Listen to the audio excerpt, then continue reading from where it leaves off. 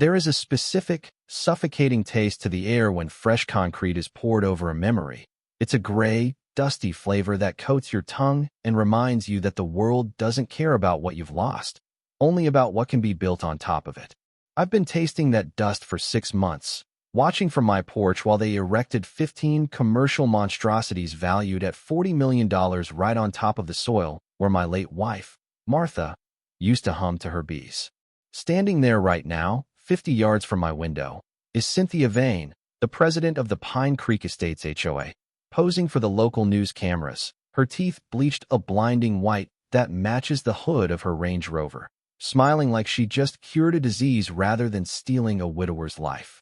She thinks she's looking at a defeated man, a simple retired structural engineer named Elias Thorne, who was too grief-stricken to read the fine print. A man she could bulldoze just as easily as she bulldozed the heirloom rose bushes Martha spent 20 years cultivating. But what Cynthia doesn't know, what she couldn't possibly know because her soul is too cluttered with zoning permits and social climbing to understand patience, is that the rusted lockbox sitting on my kitchen table contains a piece of paper that predates her entire bloodline. She's currently cutting a ribbon to celebrate her victory, unaware that she is actually snipping the fuse on the most expensive legal explosion the state of Montana has ever seen. Before I pull the trigger, let me tell you how a man who just wanted to be left alone ended up in a war with a suburban dictator. It started in the Bitterroot Valley, a place that used to be nothing but rolling hills and big sky until the developers found it. My land, 40 acres of stubborn grass and memories, had been in the Thorne family since 1902, bought by my great-grandfather who wanted a place where the only noise was the wind and the only deadline was the sunset. Martha and I spend our lives here, fixing up the farmhouse, raising chickens, and tending to her apiary, watching the seasons change until the cancer took her 3 years ago, leaving a silence in the house so loud it felt like a physical weight. I kept her routine alive because it was the only way to keep her alive, feeding the chickens, checking the hives, drinking coffee on the porch swing that still held the ghost of her shape. Then came Pine Creek Estates, a sprawl of cookie-cutter mansions that crept up to my fence line like a slow-moving fungus, bringing with them people who complained about the smell of livestock and the sound of my rooster, General Patton. The ringleader was Cynthia, a woman who treated life like a manager demanding to speak to the manager of the universe, backed by her husband Richard Vane, the county zoning commissioner, a man with a handshake like a damp sponge and the moral compass of a weather vane. She showed up at my door last spring, smelling of aggressive lavender perfume, holding a stack of papers she claimed were for a utility easement update, just a formality to upgrade the power grid for the new neighbors. I was in a fog that day. It was the anniversary of Martha's passing, and my hands were shaking the way they do when the grief hits hard. So I made the mistake that haunts everyone who trusts a smiling predator. I signed without reading. 48 hours later, the invasion began, not with soldiers, but with surveyors pounding orange stakes into the ground, slicing off 35 of my 40 acres, including the apiary and the old weeping willow where Martha wanted her ashes scattered.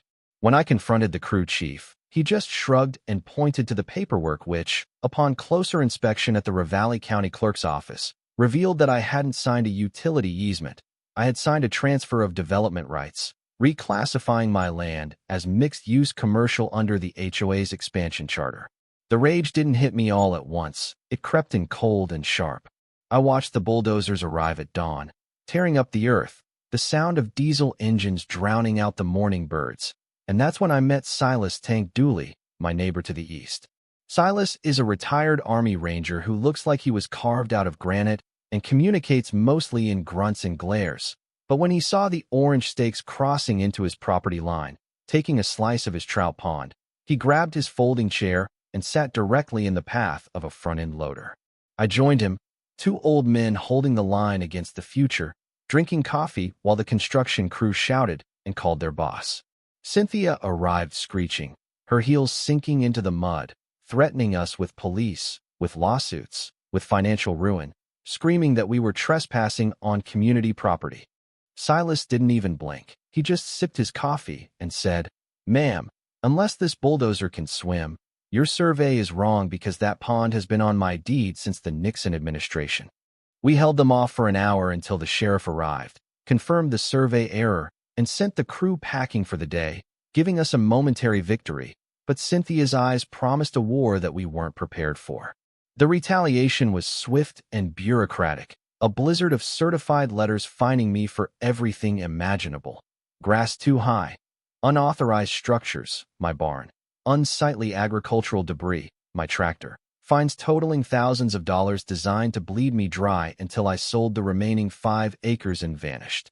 She was trying to suffocate me with paper, using her husband's connections to fast-track permits and rezone my farm as a blight, but she forgot that an engineer looks at a problem differently than a lawyer. I started digging, not into the dirt, but into the archives of the Hamilton Public Library, spending days under flickering fluorescent lights, smelling the decay of old paper, looking for a weak point in her armor. I found a young attorney named Elena Ross, a kid fresh out of law school with student loans up to her eyeballs and a hatred for bullies, who took one look at the HOA's special district filing and started laughing. They didn't hold the public hearing, she said, pointing to a date on the calendar. Richard rubber-stamped the approval on a Sunday when the courthouse was closed. We had them on a procedural error, a crack in the foundation, but Cynthia was already pouring the concrete, ignoring the cease and desist orders, confident that once the buildings were up, no judge would tear them down. She was building a shopping mall disguised as a community center, pre-leasing units to national chains, leveraging millions in city loans based on the projected tax revenue of the land she stole from me. I was ready to file the injunction, ready to stop the madness, until I found the lockbox. It was hidden in the back of Martha's sewing closet, tucked behind a stack of unfinished quilts, a heavy steel box I hadn't opened in 40 years. Inside, underneath my birth certificate and our marriage license, was the original deed from 1902, fragile and yellowed, and underneath that was a document I had completely forgotten about, a mineral rights addendum that didn't just cover my 40 acres, but the entire valley floor. The realization didn't hit me like a lightning bolt. It settled over me like a warm blanket on a cold night, a sense of calm that I hadn't felt since before Martha got sick. In the state of Montana, specifically under the revised statutes concerning land use, mineral rights are what they call dominant estate, meaning the person who owns what's under the ground has the legal right to access it, regardless of what anyone builds on top. I sat there at the kitchen table, the sunrise painting the mountains purple, looking at a piece of paper that stated my great-grandfather had retained all subsurface rights to 60 acres, my land, Silas's land, and the ground beneath 45 of the luxury homes in Pine Creek Estates. I called Elena at 6 a.m., her voice raspy with sleep until I read her the clause, and then I heard the unmistakable sound of a lawyer falling out of her chair in excitement. "Do not tell them," she whispered, the strategy forming in her mind instantly. "If we stop them now, they just pay a fine and move the project. But if we wait, if we let them build, let them spend the money, let them pour the foundations and sign the commercial leases. Elias, we don't just win, we own them." So we initiated Operation Sinking Sand. I gathered a war council in my kitchen, Silas, who handled surveillance, Elena, who managed the legal paperwork, Julian Banks, a chain-smoking investigative journalist from Missoula who smelled a corruption story, and Mrs. Higgins, the terrifyingly efficient archivist from the county clerk's office who held a personal grudge against Richard Vane for cutting her department's budget. We watched as the steel beams went up, creating the skeletons of a pharmacy, a coffee chain, and a boutique gym, watching Cynthia strut around the job site in a hard hat that looked like it had been bedazzled, pointing her finger and barking orders. It was excruciating to watch them tear up the earth, to see the heavy machinery crush the wildflowers Martha loved, but I sat on my porch every evening, drinking coffee, waving politely to the construction workers. Cynthia interpreted my silence as submission, her ego inflating with every floor they poured. She even had the audacity to send a settlement offer via courier, offering me $200,000 for my house and the remaining 5 acres, pennies on the dollar, so she could bulldoze my home and build a parking lot. I told her I'd think about it, stalling for time, letting the clock tick closer to their grand opening deadline. But the pressure was getting to her. Silas's recon revealed that Cynthia had personally guaranteed the construction loans, leveraging her own assets and her husband's reputation to get the money fast. She was bleeding cash because of unforeseen delays, delays caused by Mrs. Higgins losing permits in the archive for weeks at a time, and anonymous tips to the EPA about wetland violations that forced work stoppages. Cynthia started looking haggard, her makeup applying thicker to hide the dark circles, shouting at contractors, her desperation palpable as the interest rates on her loans climbed. Then she tried the dirty tricks. A health inspector showed up claiming my septic tank was leaking into the groundwater, a report clearly falsified since I had just had the system replaced. Julian, our journalist friend, dug into the inspector's background and found a series of Venmo payments from a shell company linked to Richard Vane. We didn't publish it yet. We just filed it away in the growing dossier of evidence. They tried to claim General Patton, my rooster, was a noise violation, sending animal control to seize him. But Silas met them at the gate with a copy of the agricultural zoning laws and a stare that could freeze boiling water, sending them retreating back to their vans. November rolled in with a biting frost, and the construction was 95% complete. The buildings were skinned in glass and brick, the landscaping was going in, and the coming soon banners were draped across the facades. Cynthia was planning a massive Black Friday grand opening, a gala that would cement her status as the savior of the local economy and launch her husband's campaign for state senate. She was so close to the finish line she could taste it, completely unaware that the track she was running on was rigged with explosives. The night before the opening, I sat on the porch with Silas, watching the security lights flood the construction site, illuminating the monument to greed built on my memories. "You nervous?" Silas asked, sharpening his pocket knife absent-mindedly. "No," I said, feeling the weight of the lockbox on my lap. "I'm not nervous. I'm just wondering if Martha would have wanted me to go this far." Silas looked out at the scarred earth, then back at me. "Brother, knowing Martha, she would have driven the bulldozer herself." The morning of the grand opening was crisp and clear, the kind of Montana morning that hurts your lungs in a good way. The parking lot was packed with luxury SUVs, news vans, and city officials shivering in their suits. Cynthia stood on a temporary stage draped in red, white, and blue bunting, wearing a white fur coat that made her look like a polar bear that shopped at Neiman Marcus. She was holding a pair of oversized golden scissors, beaming at the crowd, at the cameras, at the heavy hitters from the corporate retail chains who had flown in for the event. I parked my rusted 1998 pickup truck right behind the news vans, stepping out in my flannel shirt and work boots, clutching the manila folder that held the end of her world. Elena, Julian, and Silas were already positioned in the crowd, nodding to me as I approached the stage. Cynthia was mid-speech, talking about vision and sacrifice and the greater good, taking credit for transforming wasted farmland into an economic engine. The crowd clapped politely, unaware they were actors in a tragedy. As she raised the scissors to cut the ribbon, I stepped forward, my voice carrying in the thin mountain air. "Excuse me, Cynthia," I said, calm as a frozen lake.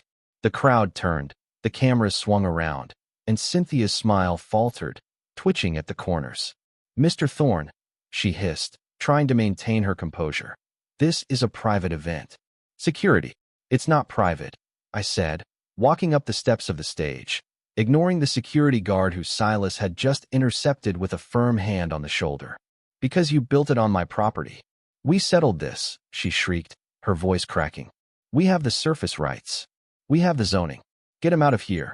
"You have the surface rights to 35 acres, that's true," I said, pulling the microphone from the stand, my hand shaking slightly, not from fear, but from adrenaline. "But under Montana State Code Title 82, the owner of the mineral rights has the legal authority to prevent any surface construction that interferes with subsurface access. And according to this deed from 1902, I held up the document, the plastic protective sleeve glinting in the sun. "My family owns the mineral rights to everything under your feet, down to the core of the earth. You didn't ask for permission to pour these foundations, Cynthia, and I'm afraid I don't grant it." The silence was absolute. You could hear the wind snapping the flags. Elena stepped forward then, handing copies of the deed and the relevant statutes to the stunned reporters. "This constitutes a trespass on the dominant estate," she announced loudly. "We are filing an immediate injunction to halt all commercial activity and requesting the removal of all structures that impede Mr. Thorne's access to his minerals." Then Julian dropped the second bomb. "Mrs. Vane, Do you have a comment on the investigation into the falsified environmental reports and the misappropriation of HOA funds to cover your construction loans? The reporters swarmed like sharks smelling blood. Richard Vane tried to sneak away toward his car, but was blocked by a wall of cameras. Cynthia looked at the golden scissors in her hand, then at the building behind her, and then at me. Her face went pale, then gray, crumbling as the reality of the debt, the fraud, and the public humiliation crashed down on her. She didn't scream. She just slumped, the fight draining out of her like air from a punctured tire. It took 3 months to finalize the settlement, but the damage to them was immediate. The commercial tenants pulled out within 48 hours. The bank called the loans. Cynthia resigned in disgrace and is currently facing 3 felony fraud charges. Richard is cooperating with the FBI to save his own skin. As for me, I settled. I agreed to sell the mineral rights to a land trust for $3.2 million, significantly more than their initial offer, on the condition that the commercial zoning was revoked. We tore down the buildings. It took weeks, but watching those steel skeletons come down was more satisfying than watching them go up. I used the money to start the Martha Thorne Community Garden and Agricultural Trust. We turned the land back into what it was meant to be, rows of vegetables, wildflowers for the bees, and a place where kids from the city come to learn that carrots grow in dirt, not in plastic bags. Silas runs the security, mostly shouting at deer to stay off the lettuce. Sometimes, late at night, I sit on the porch with General Patton, looking at the stars, and I wonder about the nature of justice. Was it right to let them build it just to tear it down? Was it right to destroy a woman's life, even if she was a predator? The law says I won, but the quiet of the valley is the real victory. What do you think? Is there a limit to how far you should go to protect what's yours? Or is scorched earth the only language bullies understand? Let me know in the comments. I'm just an old engineer with a lot of time on his hands, listening to the bees hum. Thanks so much for watching until the end. If you enjoyed the video, please hit that like button, drop a comment telling me your thoughts. And don't forget to subscribe, turn on the bell so you never miss the next one. See you in the next video.